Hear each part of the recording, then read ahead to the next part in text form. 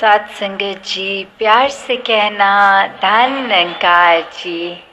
टोंक शहर में आज सत्संग के लिए आप सभी दूर दूर से आए हैं और सत्संग के लिए ये मन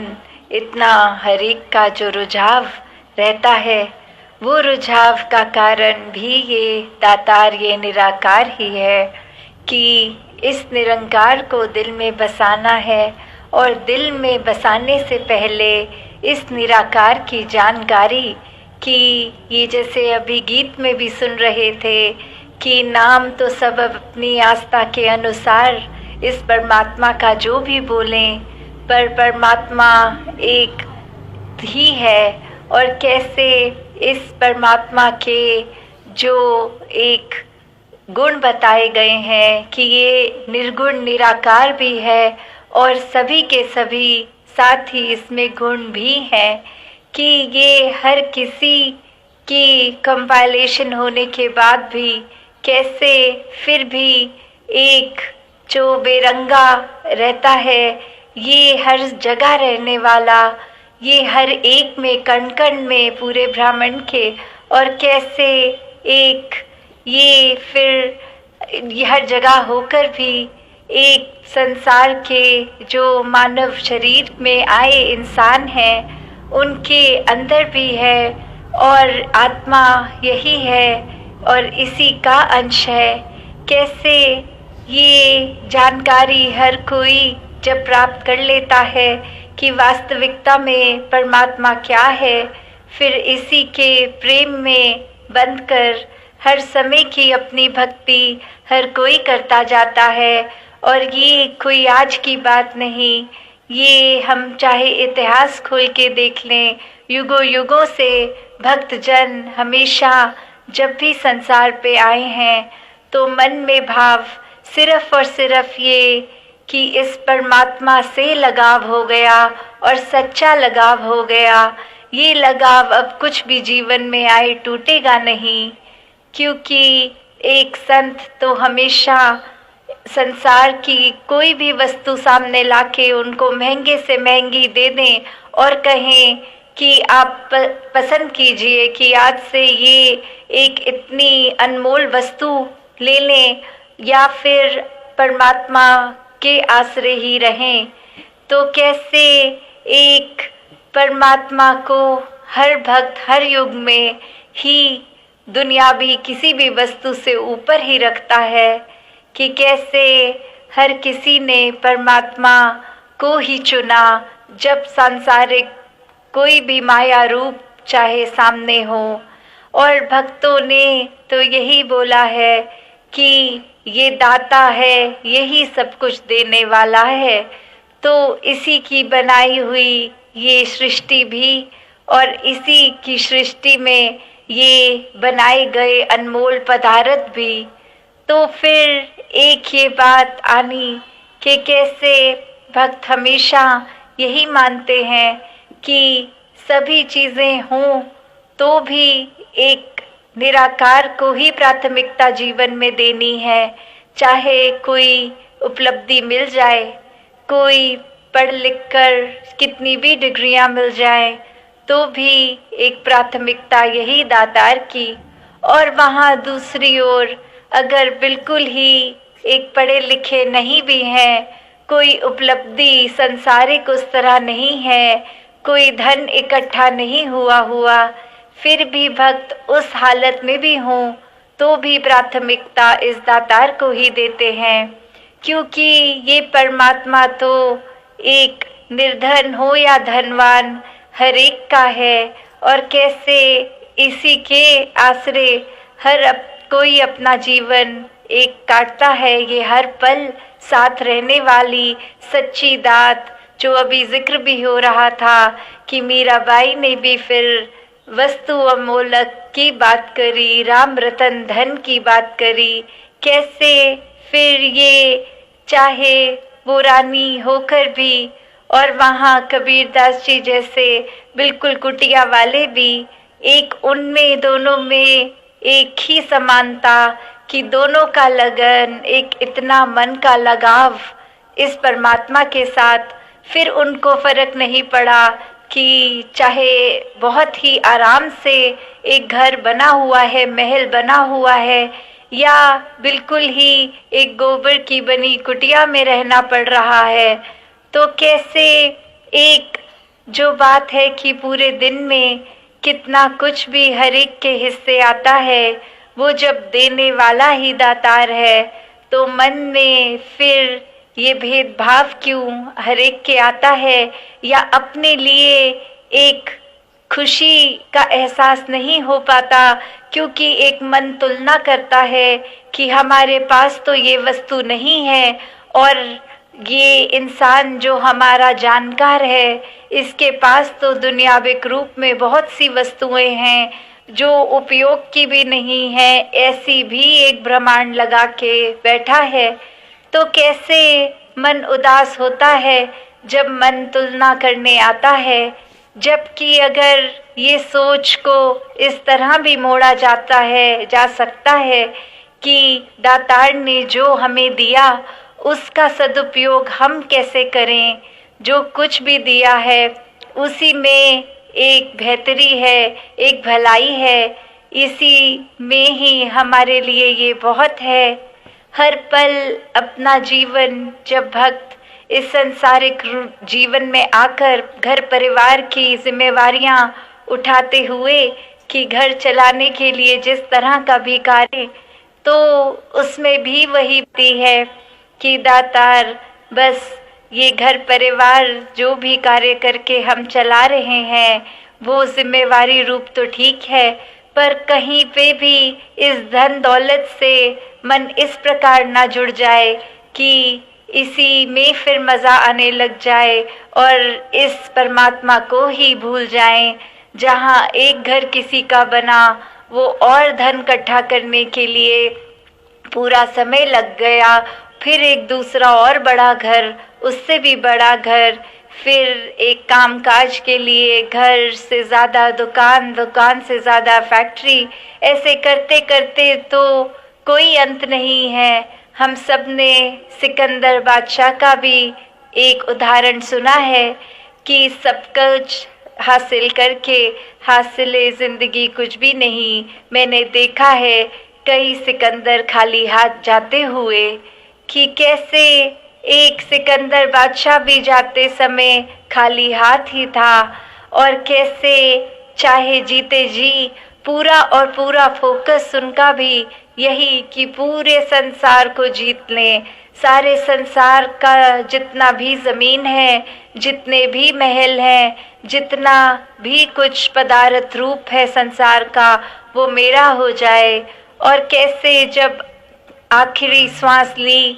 तो वो शरीर तो चला गया और वो शरीर के साथ और कुछ नहीं गया। तो संत वही बात करते हैं कि जीते जी इस परमात्मा को याद करते हुए फिर हर समय कामकाज भी करते हैं, तो वो मन में लालच का भाव नहीं आता, सिर्फ और सिरा इतना कि दातार इतनी कृपा कर दो कि घर की जिम्मेवारी भी उठा लें और सेवा रूप में भी ये धन लगा दें। किस तरह हर किसी का फिर ये अपने स्वास्थ्य पे भी ध्यान जाता है, तो वो इसीलिए कि ये तन मन धन तीनों ही वस्तुएं ये दातार की हैं, इस निराकार की हैं। तो इस निरंकार ने ये शरीर दिया है, तो ध्यान भी रखना इस शरीर का बहुत ज़रूरी है। और फिर इस शरीर का ध्यान रखते हुए शरीर से फिर भाग भाग के वो चुस्ती से सभी सेवाएं पूरे मानवता के लिए भी अर्पित करी जाएं। तो कैसे ये मन की भी बात आती है कि मन को फिर इस परमात्मा में जो मन डूबा हुआ है, जिस मन में इस निराकार का वास है,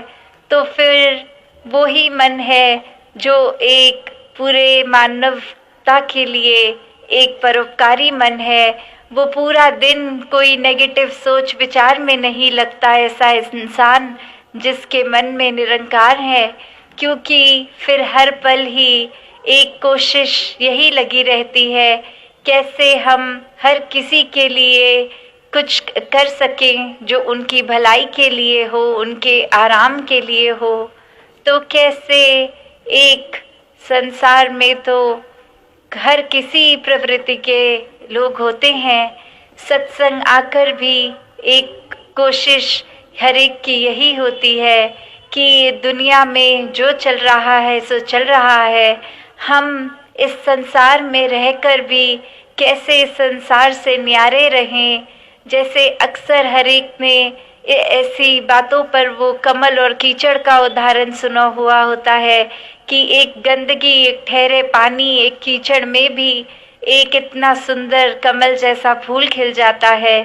तो वो एक कीचड़ में रहते हुए ये अलग दिखता है, इसकी खुशबू अलग होती है, एक साफ सुथरा ये कमल। तो बात वही कि अगर ये कमल ये शिकवे करता कि मेरे आसपास तो इतनी गंदगी है, इतने मच्छर भी इस ठहरे हुए पानी में है, ये मिट्टी ही मिट्टी कीचड़ जैसी, तो इसमें मैं नहीं खिलूँगा, मैं तो बहुत सुंदर किसी बगीचे में जहाँ एक गुलाब हों, अन्य और सुंदर दिखने वाले फूल हों, वहीं खिलूँगा। तो ये बात नहीं, उस कमल ने तो ये सोचा कि आसपास का माहौल जैसा भी हो, ये वातावरण एक अनुकूल हो या प्रतिकूल हो, उसमें खुद को कैसे ढालना है। और फिर देखने वाले की भी नज़र अक्सर उस सुंदर कमल को ही देखती रह जाती है, उसके नीचे ठहरे हुए गंदे पानी को नहीं, क्योंकि वो अपने आप में अपनी छाप एक ऐसी रखता है, एक उसके स्वभाव में उतना सुंदर उसका रंग, खुशबू, आकार कि देखने वाला फिर उस अच्छाई की ओर ही देखता है, उस ठहरे गंदे पानी की ओर नहीं। तो उसी प्रकार अगर हम इंतज़ार ही करते रहेंगे कि जब जीवन में कोई हमारे मुताबिक चीज़ होगी, हम उस टाइम ही भक्ति करेंगे, हम उस टाइम ही इस प्रभु का शुक्राना करेंगे, तो वो समय तो आने वाला नहीं है, क्योंकि इस जीवन में तो सुख दुख में आते जाते रहना है। कभी भी ऐसा नहीं होना कि हर कुछ हमारे मुताबिक ही चलता जाए पूरे जीवन में। तो वो सब जो उदाहरण अक्सर हम सत्संग में भी सुनते हैं कि दुनिया में भक्ति को भी इस तरह सबने एक आजकल माना हुआ है कि जब सब कुछ अच्छा होगा तो ही ये परमात्मा है हमारे लिए, वरना तो परमात्मा को कोसते ही रह जाते हैं कि हमारा शरीर ठीक नहीं है, हमारे पास धन दौलत नहीं है, हमारे ये कमी है, हमारी अक्सर सिर्फ और सिर्फ इस तरह ही शिकवे और शिकायतें इस दातार से चलती ही रहती है कि हमें जो जो चाहिए वो खैरात देते ही चले जाओ तो ही हम मानेंगे कि भगवान है। तो बात ये नहीं, भगवान है, ये सच्चाई हर समय है। और इस परमात्मा को ये फर्क नहीं पड़ेगा कि आप परमात्मा में मानते हैं या नहीं, परमात्मा का एहसास हमारे साथ होना हमारी ही भलाई करेगा। हर पल जीते जी इस निरंकार के आश्रय रहेंगे तो हर पल एक बहुत ही स्मूथ होता जाएगा, एक बिल्कुल कष्ट हो ना कष्ट हो ये एहसास ही नहीं होगा कि कोई दिक्कत है। इसके रंग कर फिर मनमगन इतना ये आनंद आता रहेगा, जीवन में विश्वास पक्का होता जाएगा, भक्ति भी दृढ़ होती जाएगी। तो कैसे हर समय जब कोई ये सोच लेता है कि अभी बाल अवस्था है, अभी क्या इस भक्ति की ज़रूरत, तो इतिहास खोल के देख ले, भक्त ध्रुव, भक्त प्रहलाद जैसे बच्चों का भी उदाहरण है कि उन्होंने कोई उम्र नहीं देखा, उनकी लगन अगर बाल अवस्था में ही लग गई तो भी। और आज भी सत्संग में हम कितने अनेक ये बच्चों को भी देखते हैं, बाल संगत रूप भी हर एक के गांव शहरों में होती है, जहां बस ब्रह्म ज्ञान अगर उस उम्र में भी मिला है तो भी ये बच्चों के ख्याल कितने नेक आते हैं, एक वो उसी उम्र से प्रभु की लगन में लगे हुए हर एक की भलाई की ये कामना इस दातार से करते जाते हैं। अपने कर्मों को ऐसा बनाते हैं कि वो हर एक के भलाई ही होती चली जाए। और वही बालपन के बाद अगर युवा अवस्था आती है, अक्सर संसार में लोग सोच लेते हैं कि ये युवा अवस्था तो मौज मस्ती खेल कूद के लिए है, इसमें समय क्यों लगाएं परमात्मा की भक्ति करने में। तो यहाँ भी फिर उदाहरण अनेक हैं जहाँ अगर किसी को ब्रह्म ज्ञान की प्राप्ति इस नौजवानी की उम्र में होती है तो वो भी एक अच्छे ही रास्ते चले जाते हैं, नशों से भी दूर रहते हैं, इस निरंकार के ही गुणगान मन से गाते रहते हैं। और अक्सर दुनिया में जहाँ ये सोचा जाता है कि ये भक्ति तो बुजुर्गी की अवस्था है, तो वहाँ किसी को ये नहीं पता कि हमारे श्वास कितने हैं, बचपन में ही चले जाना है, नौजवानी में या बुढ़ापे में। तो कैसे एक वो बात कि ये टाल देने वाली फितरत इंसान की कि किसी को कहा जाए आज सत्संग हमारे साथ चलो, तो समय नहीं है बोल के बात ख़त्म कर देते हैं। और वहाँ वही इंसान एक अपना समय किसी ने किसी की बुराई करनी शुरू करी तो कोई ज़रूरी से ज़रूरी काम हो उसको छोड़ छाड़ के उसकी बुराई सुनने में और करने में लगा देते हैं, पर सत्संग आने का टाइम नहीं है ऐसा कह देते हैं।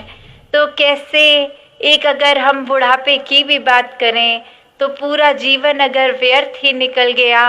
और बुढ़ापे में ये जिज्ञासा आई कि इस परमात्मा को जान लें, तो उस अवस्था में भी ब्रह्म ज्ञान की प्राप्ति हो के बाकी के श्वास ये भक्ति में बिताए जा सकते हैं। तो ये भक्ति कभी भी उम्र की मोहताज नहीं होती।